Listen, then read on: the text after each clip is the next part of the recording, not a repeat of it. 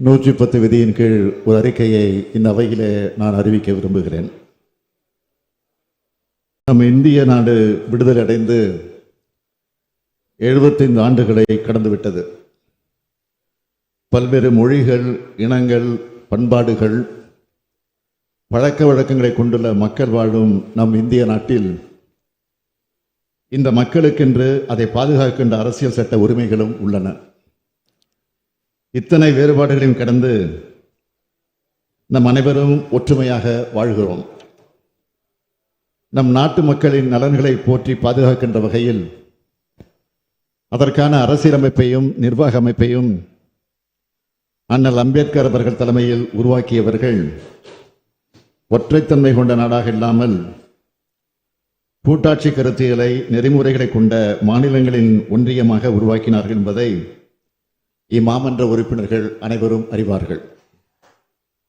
ஆனால் இன்றைய காலகட்டத்தில் மாநிலங்களின் உரிமைகள் ஒவ்வொன்றாக பறிக்கப்பட்டு மாநில மக்களின் அடிப்படை உரிமைகளையே ஒன்றிய அரசிடம் போராடி பெற வேண்டிய இக்கட்டான நிலையில் இருக்கிறோம் என்பதை வேதனையோடு இங்கே பதிவு செய்கிறேன். பரந்து விரிந்த இந்த இந்திய நாட்டை மொழிவாரி உரிமைகளின் அடிப்படையில் உருவான மாநிலங்கள் தான் ஒற்றுமையாக காத்து வருகின்றன. இப்படி அமைக்கப்பட்ட மாநிலங்கள் அனைத்து அதிகாரங்களையும் கொண்டவையாக விளங்கினால்தான் மாநிலங்கள் வளர்ச்சி அடையும், இந்தியாவும் வலிமை பெறும். இதனை உணர்ந்து மாநிலத்தில் சுயாட்சி, மத்தியில் கூட்டாட்சி என்கிற பரந்துபட்ட கொள்கை முழக்கத்தினை தமிழ்நாடு தொடர்ந்து உறக்க முழங்கி வருகிறது. இந்தியாவிலேயே எந்த மாநிலமும் இது குறித்து முயற்சிகள் எடுக்காத நிலையில் ஏறத்தாழ அரை நூற்றாண்டு காலத்திற்கு முன்பே 1969ஆம் ஆண்டு முதலமைச்சராக பொறுப்பேற்ற தலைவர் கலைஞர் அவர்கள் ஒன்றிய மாநில அரசுகளின் உறவுகளை ஆராயும் பொருட்டு ஓய்வு பெற்ற தலைமை நீதிபதி பி. ராஜமன்னார் அவர்கள் தலைமையில் உயர்மட்ட குழுவினை அமைத்தார். நாட்டிலேயே முதல் முறையாக ஒன்றிய மாநில அரசின் உறவுகளை குறித்து விரிவாக ஆய்வு செய்து 1971ஆம் ஆண்டு ராஜமன்னார் குழு தனது அறிக்கையை வழங்கியது. அந்த குழுவின் முக்கிய பரிந்துரைகளை 51 ஆண்டுகளுக்கு முன்பு 1974ஆம் ஆண்டு ஏப்ரல் 16ஆம் நாள் இதே சட்டமன்றத்தில் தீர்மானமாகவும் தலைவர் கலைஞர் நிறைவேற்றினார். இதனைத் தொடர்ந்து ஒன்றிய மாநில அரசுகளுக்கு இடையேயான உறவுகளை மேம்படுத்திட ஒன்றிய அரசின் சார்பில் 1983ஆம் ஆண்டில் சர்க்காரியா தலைமையிலான ஆணையம், 2004ஆம் ஆண்டில் உச்சநீதிமன்ற நீதிபதி பூஞ்சி தலைமையிலான குழு ஆகியவை அமைக்கப்பட்டு அவற்றின் சார்பில் ஆயிரக்கணக்கான பக்கங்களை கொண்ட அறிக்கைகள் வழங்கப்பட்டும் இது நாள் வரையில் எந்தவித மாற்றமுமின்றி ஏமாற்றமே தொடர்கிறது. அடுத்தடுத்து மாநில பட்டியலில் உள்ள முக்கிய அதிகாரங்களான மருத்துவம், சட்டம், நிதி ஆகியவற்றை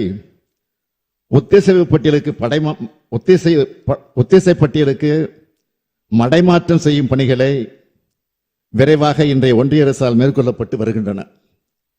சமூக நீதி, பொருளாதார ஏற்றத்தாழ்வின்மை, ஒடுக்கப்பட்டோருக்கான வாய்ப்பு ஆகியவற்றை கருத்தில் கொண்டு மாநில அரசின் கல்விக் கொள்கையின் அடிப்படையில் மருத்துவ கல்வியில் தமிழ்நாட்டு மாணவர்கள் பங்கேற்பதை உறுதி செய்யும் வண்ணம் இருந்து வந்த நமது கல்விக் கொள்கையினை நீர்த்து போகச் செய்து முழுமையாக ஒன்றிய அரசின் கட்டுப்பாட்டில் நீட் எனும் ஒற்றைத் தேர்வின் வாயிலாக மட்டுமே மருத்துவ கல்வி இடங்களை நிரப்பும் முறைக்கு மாற்றப்பட்டு விட்டது. இந்த நீட் தேர்வு ஒரு சாராருக்கு மட்டுமே பயனுள்ளதாகவும் பயிற்சி மையங்களை ஊக்குவிக்கும் வண்ணமும் கிராமப்புற மற்றும் பொருளாதாரத்தில் பின்தங்கிய மாணவர்களுக்கு பெரும் பின்னடைவு ஏற்படுத்தும் விதமாகவும் உள்ளது. இந்த நீட் தேர்வின் காரணமாக பல மாணவர்களுடைய மருத்துவ கனவுகள் சிதைந்து போயிருக்கின்றன. பல மாணவர்களுடைய விலை மதிப்பில்லா உயிர்களை இழந்து நாம் தவித்துக் கொண்டிருக்கிறோம்.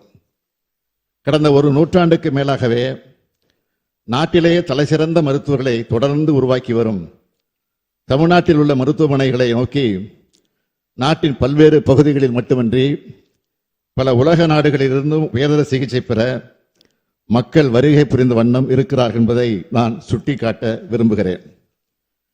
நாட்டிலேயே தலைசிறந்த மருத்துவர்களையும் உயர்தர மருத்துவமனைகளையும் முன்னணி மருத்துவக் கல்வி நிறுவனங்களையும் கொண்டுள்ள தமிழ்நாட்டில் தரமான கல்வி கொடுக்கப் போகிறோம் என்ற பெயரில் நீட் தேர்வு மூலம் பொதுக்கல்வி முறையை சிதைப்பதையே நாம் தொடர்ந்து எதிர்த்து வருகிறோம்.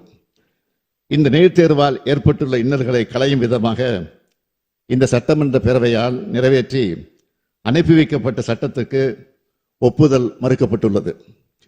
இதேபோல் மாநில பட்டியலில் இருந்த கல்வி ஒத்திசைவு பட்டியலுக்கு ஒன்றிய அரசால் மாற்றம் செய்யப்பட்டதால் தேசிய கல்விக் கொள்கை 2020 மூலம் மும்மொழி கொள்கையை தமிழ்நாட்டில் திணிக்க ஒன்றிய அரசால் முயற்சி மேற்கொள்ளப்பட்டு வருகிறது. மும்மொழி கொள்கை என்ற போர்வையில் இந்தி மொழியை ஒன்றிய அரசு மறைமுகமாக தமிழ்நாட்டு மாணவர்கள் மீது திணிக்க முற்படுகிறது. கல்விக் கொள்கையில் தமிழ்நாட்டு மாணவர்களின் எதிர்கால நலனை மட்டுமே முதன்மையாக கருதும் திராவிட மாடல் அரசு தேசிய கல்விக் கொள்கை ஏற்காததால் சமக்கர சிக்ஷா அபியான் திட்டத்தின் மூலம் தமிழ்நாடு அரசுக்கு விடுவிக்க வேண்டிய சுமார் 2500 கோடி ரூபாயை விடுவிக்காமல் தமிழ்நாட்டு மாணவர்களின் நலனை வஞ்சித்து வருகிறது. இவ்வாறு தமிழ்நாடு, கேரளா மற்றும் மேற்கு வங்காள மாநிலங்களுக்கு இத்திட்டத்தின் கீழ் ஏற்கனவே ஒப்புதல் கொடுக்கப்பட்ட நிதியை வழங்காதது குறித்து நாடாளுமன்ற நிலைக்குழுவே தனது கடுமையான கண்டனங்களை ஒன்றிய அரசுக்கு தெரிவித்துள்ளது என்பதை இந்த மாமன்றத்திற்கு சுட்டிக்காட்ட விரும்புகிறேன். எனவே மொழி, இன, பண்பாடு ஆகியவற்றின் தனித்தன்மைகளை உறுதி செய்யும் வண்ணம் கல்வியை மீண்டும் மாநில பட்டியலில் சேர்க்க வேண்டியது இன்றியமையாததாகும் என்பதை மாமன்ற உறுப்பினர்கள் அனைவரும் ஏற்றுக்கொள்வீர்கள் என்று நான் நம்புகிறேன்.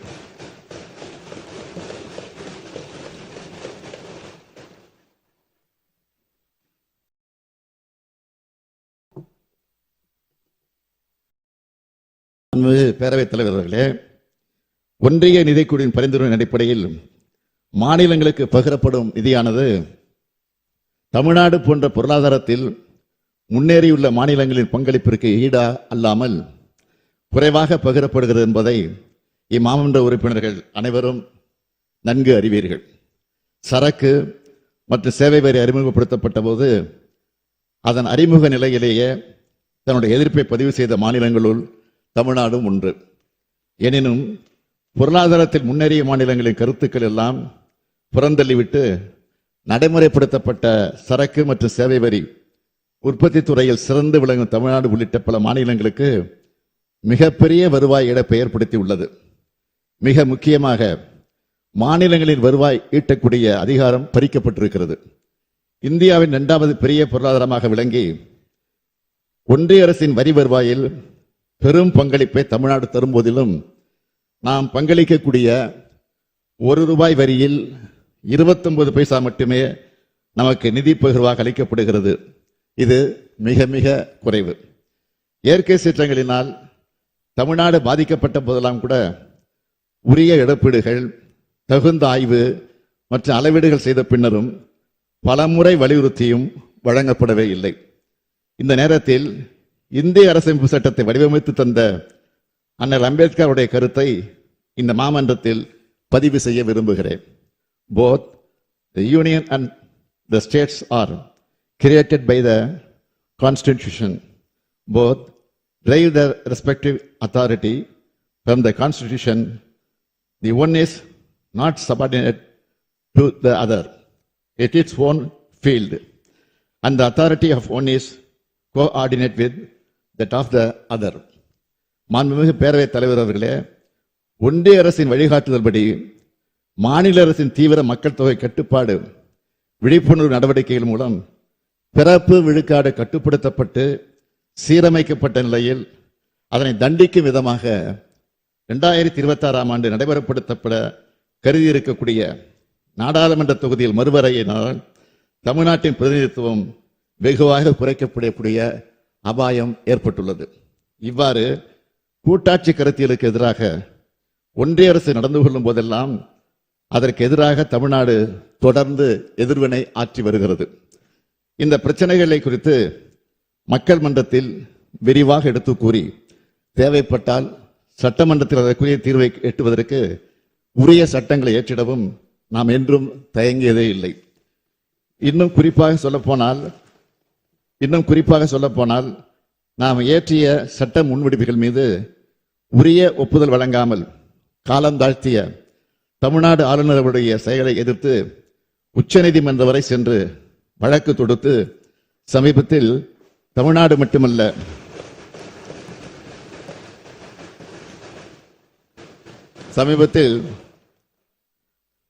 மட்டுமல்ல இந்தியாவின் அனைத்து மாநிலங்களின் உரிமைகளை காக்கும் வகையில் கூட்டாட்சி கருத்தியல் மகத்துவத்தை நாடெங்கும் பரப்பிடும் வகையில் ஒரு வரலாற்று சிறப்புமிக்க தீர்ப்பை நாம் பெற்றிருக்கோம் என்பதை இந்த மாமன்ற உறுப்பினர்கள் நன்கு அறிவீர்கள். மாண்புமிகு பேரவைத் தலைவர் அவர்களே, அமெரிக்க நாட்டின் புகழ்பெற்ற குடியரசுத் தலைவர்கள் ஒருவரும் அமெரிக்க அரசமைப்பு சட்டத்தை வகுத்து தந்த சட்ட மாமேதையுமான ஜேம்ஸ் மேடிசன் அவருடைய கருத்தை இங்கே பதிவு செய்வது பொருத்தமாக இருக்கும் என நம்புகிறேன். The operations of the federal government will be most extensive and important in times of war and danger. Those of the state governments in times of peace and security. நாட்டின் இறையாண்மை மற்றும் ஒற்றுமையை பேணி பாதுகாப்பது ஒன்றிய அரசினுடைய முதற் கடமை. அந்த உயரிய நோக்கத்தினை செம்மையாக செயல்படுத்திட அனைத்து மாநிலங்களும் தம்முடைய முழுமையான ஒத்துழைப்பினை நல்கிட வேண்டும். அதே வேளையில் மக்களுக்கான வளர்ச்சி திட்டங்களை நிறைவேற்றுவதில் மாநிலங்களின் பங்கு முதன்மையானது. அதற்கு ஒன்றிய அரசு உரிய ஆதரவை வழங்க வேண்டும் என்பதுதான் இதன் அடிப்படை கருத்து. இந்திய திருநாட்டை வளர்ச்சி பாதையில் கொண்டு செல்லும் மிக பெரும் பொறுப்பை மாநிலங்கள் ஏற்றுக்கொண்டுள்ளன. கல்வி, சுகாதாரம், ஊரக வளர்ச்சி, நகர்ப்புற மேம்பாடு என அனைத்தையும் மாநிலங்கள் முன்னெடுத்து செல்கின்றன. ஆனால் அவற்றையெல்லாம் நிறைவேற்றிட தேவையான அதிகாரங்கள் மாநிலங்களிடமிருந்து பறிக்கப்பட்டு ஒன்றிய அரசிடம் குவிக்கப்பட்டு வருகின்றன. பசியால் வாடி தவிக்கும் தன்னுடைய குழந்தைக்கு என்ன உணவு கொடுத்திட வேண்டும் என்பது அந்த குழந்தையின் தாய்க்குத்தான் தெரியும். ஆனால் அந்த குழந்தை உண்ணும் உணவை, கற்கும் கல்வியை, கடந்து செல்லும் பாதையினை டெல்லியிலிருந்து யாரோ ஒருவர் தீர்மானித்தால் கருணையை உருவான தாய்மையும் பொங்கி எழத்தானே செய்யும்.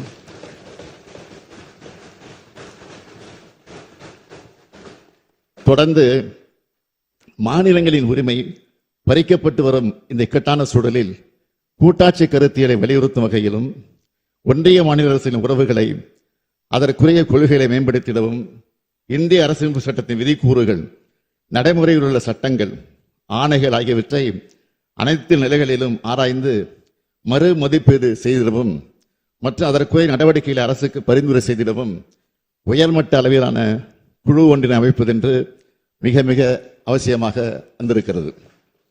இந்திய அரசியலமைப்பு சட்டத்தில் வழங்கப்பட்டுள்ள மாநிலங்களின் நியாயமான உரிமைகளை பாதுகாக்கவும் ஒன்றிய மாநில அரசுகளுக்கு இடையேயான உறவுகளை மேம்படுத்திடவும் உச்ச நீதிமன்ற மேனாள் நீதியரசர் திரு குரியன் ஜோசப் அவர்களை தலைவராக கொண்ட குழு அமைக்கப்படுகிறது. இதன் உறுப்பினர்களாக இந்திய கடல்சார் பல்கலைக்கழகத்தின் மேனாள் துணைவேந்தரும் ஓய்வு பெற்ற IAS அதிகாரியுமான திரு அசோக் வர்தன் ஷெட்டி அவர்களும், தமிழ்நாடு மாநில திட்டக்குழுவின் மேனாள் துணைத் தலைவர் பேராசிரியர் மு நாகநாதன் அவர்களும் இருப்பார்கள். இந்த உயர்நிலைக்குழு பின்வரும் கொள்கைகள் குறித்து ஆய்வை நடத்தும் என்று அறிவிக்கிறேன். ஒன்றிய மாநில அரசுகளின் உறவு நிலைகளில் தாக்கத்தை ஏற்படுத்தக்கூடிய இந்திய அரசியலமைப்பு சட்டத்தின் விதிகளையும் நடைமுறையில் உள்ள சட்டங்கள், ஆணைகள், கொள்கைகள் மற்றும் ஏற்பாடுகளின் அனைத்து நிலைப்பாடுகளையும் உயர்நிலைக்குழு ஆராய்ந்து மறு மதிப்பீடு செய்தல். இந்திய அரசியலமைப்பு சட்டத்தின் தற்போதுள்ள விதிகளை உயர்நிலைக்குழு ஆராய்ந்து காலப்போக்கில் மாநில பட்டியலிருந்து ஒத்திசைவு பட்டியலுக்கு நகர்த்தப்பட்ட பொருண்மைகளை மீட்டெடுப்பது குறித்து வழிமுறைகளை பரிந்துரை செய்தல். மாநிலங்கள் நல்லாட்சி வழங்குவதில் உள்ள சவால்களை எதிர்கொள்ள தேவையான நடவடிக்கைகளை பரிந்துரை செய்தல். நாட்டின் ஒற்றுமை மற்றும் ஒருமைப்பாட்டுக்கு குந்தகம் ஏற்படுத்தாத வகையில் நிர்வாகத் துறைகளிலும் பேரவைகளிலும் நீதிமன்ற கிளைகளிலும் மாநிலங்கள் அதிகபட்ச தன்னாட்சி உரிமை பெற்றிட உரிய நடவடிக்கைகளை பரிந்துரை செய்தல். 1971 அமைக்கப்பட்ட அதமன்னார் குழு மற்றும் ஒன்றிய மாநில உறவுகள் குறித்த ஏனைய ஆணையங்களின் பரிந்துரைகளையும் 1971 முதல் நாட்டில் நிலவும் பல்வேறு அரசியல், சமூகம், பொருளாதாரம் மற்றும் சட்டம் சார்ந்தவற்றில் இருக்கக்கூடிய வளர்ச்சியினையும் உயர்நிலைக்குழு கருத்தில் கொள்ளுதல் வேண்டும். இவற்றை ஆராய்ந்து அறிக்கைகளை வழங்கும். உயர்நிலைக்குழு இடைக்கால அறிக்கையை ஜனவரி மாத இறுதிக்குள்ளும், இறுதி அறிக்கையை 2 ஆண்டுகளிலும் அரசுக்கு வழங்க வேண்டும் என எதிர்பார்க்கப்படுகிறது. மாண்புமிகு பேரவைத் தலைவர் அவர்களே, ஒன்றிய மாநில அரசுகளுக்கு இடையேயான உறவுகளை மேம்படுத்திட உயர்மட்ட குழு அமைத்திடுவது தமிழ்நாட்டின் நலன் காக்க மட்டுமல்ல, வேற்றுமையில் ஒற்றுமையின் அடிப்படையில் பரந்து விரிந்த இந்திய திருநாட்டின்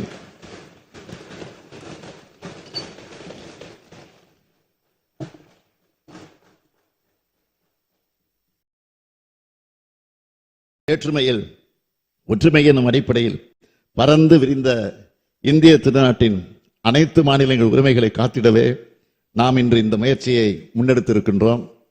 நம் தாய் தமிழ் மொழியை காத்திடும் முயற்சிகளில் ஈடுபடுவதெல்லாம் இந்தியாவின் பல பகுதிகளில் தம் இயல்பை இழந்து கொண்டிருக்கும் பிற மொழிகள் குறித்தும் அழிந்து கொண்டிருக்கும் பழங்குடியினரின் மொழிகள் குறித்தும் நாம் கவலை கொள்கிறோம் என்பதுதான் உண்மை. ஏறு தழுவுதல் போன்ற பண்பாட்டு வடிவங்களை சிதைக்கும் முயற்சிக்கு எதிராக உலகத் தமிழர்கள் ஒன்றுபட்டு எதிர்வினை ஆற்றும் வேளையில் மணிப்பூர், நாகாலாந்து உள்ளிட்ட வடகிழக்கு மக்களின் பண்பாட்டு உணர்வுகளும் உரிய முறையில் மதிக்கப்பட வேண்டும் என்பதுதான் நமது கோரிக்கை.